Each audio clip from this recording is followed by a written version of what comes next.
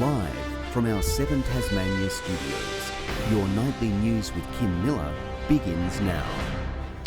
Good evening, everyone. First tonight, Tasmania's 3 major hospitals are feeling the brunt of COVID. The Royal Hobart now escalating to level 3 of its management plans. With more outbreaks sprouting up, it's prompted renewed calls for mask mandates to be reintroduced. The state's biggest hospital raising the alarm as COVID bites. The Royal Hobart Hospital has escalated to level 3 of its COVID plan. Joining the Launceston General and Northwest Regional Hospitals, reviewing elective surgeries and asking Hobartians to not attend the facility if not required. Because it is the winter flu season, we do see an increase in respiratory disease presentations. The workforce challenged as 319 health staff across the state are furloughed due to COVID, with more off for the flu. And the COVID demand is higher than it's ever been. 106 people are in our public hospitals with the virus, and 27 treated specifically for it. Many testing positive only once they reach the hospital. There's 3 outbreaks at the LGH and 1 more at each of the Northwest Regional and Mersey hospitals. Aged care in crisis too. Queenstown's government-run Lyle House is one of 19 aged care facilities with an active outbreak. And now, Labor is questioning Jeremy Rockliff's ability to perform both his roles. Right now, the last thing that Tasmania needs is a Premier who's full-time in that role, but a half-time health minister. But not going so far as to say he should step down.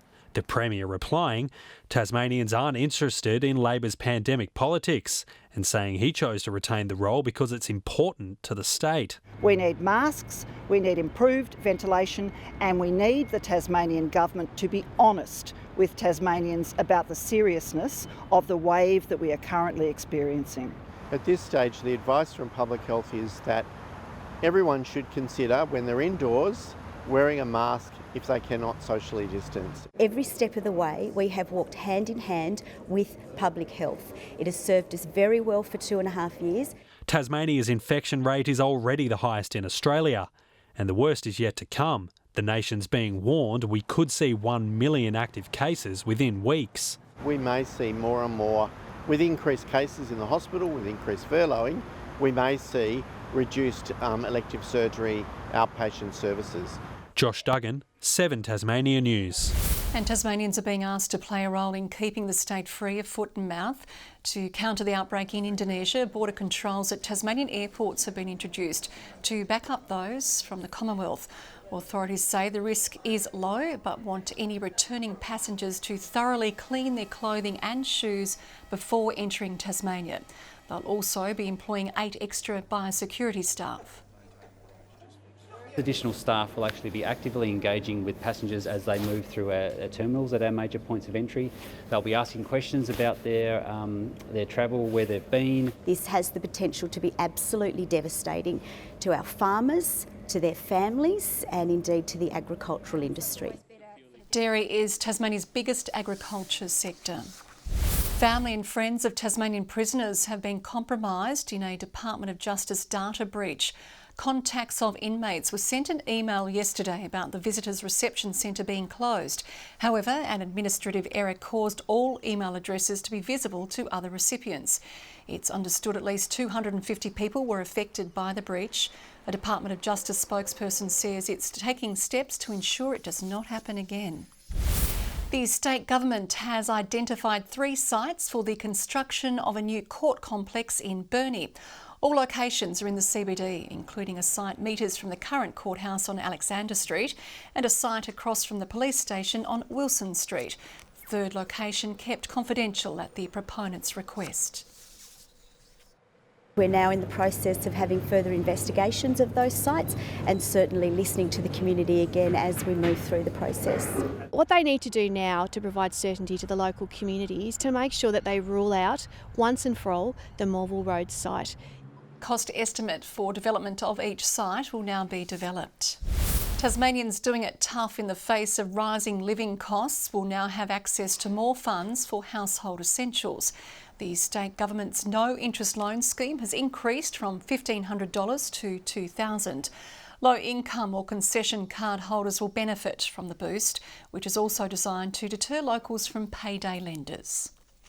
It means that they don't have to rely on predatory loan practices that a lot of people fall prey to. Our client brings the quote for the product that they need, we purchase it from their supplier of choice, and then they pay us back at a maximum of $40 a fortnight. This program has already helped families purchase more than 300 heat pumps and washing machines last year alone. Sellers have taken to the Hobart property market in droves to kickstart the busiest winter period in 7 years. New PropTrack data has revealed listings surged by more than 40% in June compared to the same period last year. Kingston and Glenorchy among the top locations seeing the spike. It's certainly good news for buyers who, for much of the past couple of years, have faced relatively few options to choose from. And we're seeing some of that momentum and activity continue into the typically quieter winter period. Regional Tasmania continues to see demand too, with new homes on the market 16% up on the year prior. Police have praised the efforts of 2 volunteers who came to the rescue of an elderly man after he crashed his boat on the west coast last night. Emergency services called to the Pieman River after reports an empty vessel had been found and a 75-year-old was unaccounted for. Missing man William was found on shore around 8 p.m, later posing for a photo with his rescuers Dylan and Caleb. He was suffering from exposure but is expected to make a full recovery. A rehabilitated raptor has soared back into its natural habitat in southern Tasmania after 2 years in the care of wildlife warriors. The release was particularly special following a number of eagle deaths in the past month alone. Ready to glide, this majestic bird opened her wings to the sky once again. 1, 2, 3. The highly anticipated release marks the final milestone in an intense rehabilitation period by the Raptor Refuge team. Oh, it's fantastic. It makes you so happy when you first see them, how they are not able to fly. Then you see them that they're showing off in their massive flight aviary, just saying, I'm ready to go. Dedicating their lives to protecting the endangered species, it was nursed back to health after a power line accident. Sea eagles generally have attitude. This bird was particularly calm, but she's a beautiful thing, and she's been telling us for a month or so that she's really ready to go. Returning to its original habitat near Triabunna, this animal is getting a second chance, but it hasn't been the case for all eagles in Tasmania. In June alone, 6 birds died through power line collisions and electrocutions. So, you know, if we can get one out there, it's congratulations. The white-bellied sea eagle has undergone months of flight fitness training in preparation for this moment, which will give the bird a head start in the wild. For the next few days, look, let's hope she keeps looking over her shoulder and doesn't get hassled by other raptors. Maria Island Cruises plays an integral part in the process, with the end goal to create new life in nature. Yeah, hopefully it finds a mate, finds a nice territory and has some more babies. Grace Evans, 7 Tasmania News. Visitors to a southern Tasmanian beach are being warned about one of its most popular guests. Neil, an elephant seal pup, has been spotted around Clifton Beach in recent days. Weighing around 200 kilograms, he's known to Environment Department officials who are monitoring him. While beach users are welcome to admire him afar, they're urged to keep their distance. He's becoming more and more comfortable with people. People are doing a really good job at keeping an eye on him and encouraging him to stay off the road and do things like that, but at the same time it's desensitising. The department says it has no plans to move Neil at this stage. A school student's idea to help children living with a disability has become a reality. A special swimming program has been running over the school holidays to help children learn lessons for life. Jumping in the pool, a great Australian tradition. However, for those living with a disability, joining in can be a challenge. The City of Hobart looking to use a school break to change that, teaming up with Taz. We just take it a kid at a time, get to know the kid, get to know their strengths, get to know how they communicate and go from there. The concept of helping youth coming from one. Ollie McDonald proposing the idea in last year's Children's Mayor initiative. Looking to make a splash, Ollie's plan stemmed from her passion for the water. It was affordable. We have our own pool here, so we have some resources already, and it's just not a thing they would get to do every day. Children aged between 5 and 15 getting a fun and vitally important education. The safety aspect is really important to us.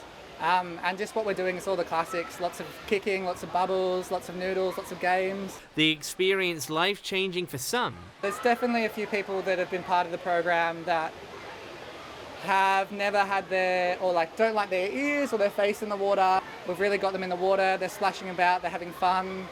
And rewarding for others. Very, very proud that I was able to help people do more things in our community. A sellout program hoping to encourage an expansion. It all starts with a good idea, and good ideas get followed by support. John Hunt, 7 Tasmania News.